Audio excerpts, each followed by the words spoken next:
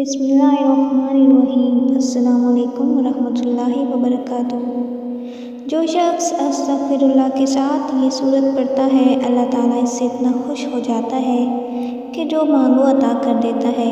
حضرت عبداللہ بن بصر رضی اللہ تعالیٰ عنہ سے روایت ہے، رسول اللہ صلی اللہ علیہ وآلہ وسلم نے ارشاد فرمایا، بہت عمدہ حالت ہے اس شخص کی جو قیامت کے دن اپنے نامہ اعمال میں کثیر استغفار پائے گا۔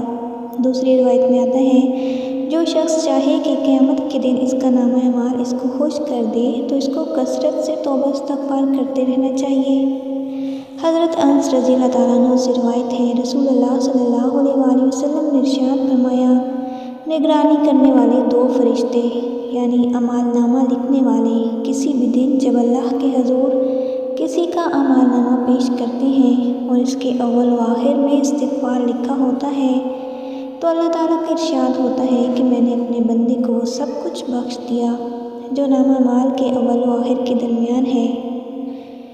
تو ناظرین، استغفار وہ ذکر ہے جب کوئی بندہ پڑھتا ہے، اللہ پاک اپنے اس بندے سے بہت زیادہ خوش ہوتا ہے۔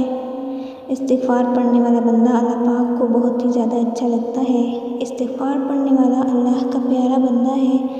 تو جب آپ استغفار کے ساتھ قرآن کی یہ سورت پڑھیں گے تو یہ سورت بھی اللہ کی بہت پیاری سورت ہے۔ جو بندہ یہ سورت پڑھتا ہے اللہ پاک کو وہ بہت پیارا لگتا ہے۔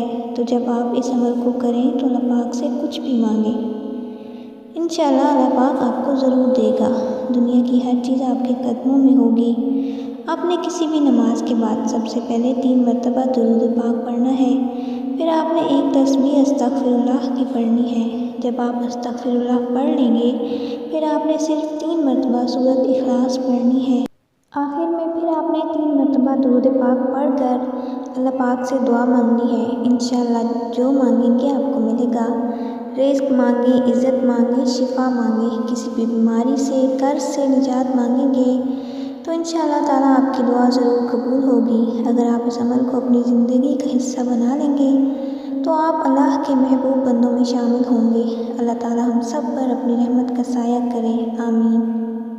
ویڈیو اچھی لگے تو لائک، شیئر اور چینل کو سبسکرائب لازمی کریں۔ خدا حافظ۔